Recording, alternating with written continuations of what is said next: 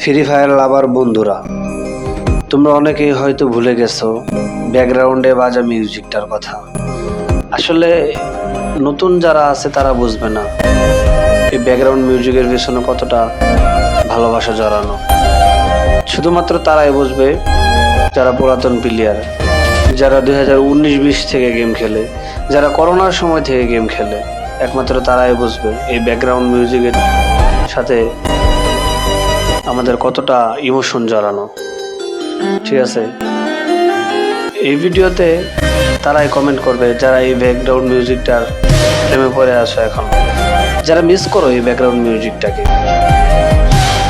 আজকে আমি তাদেরকে দেখতে চাই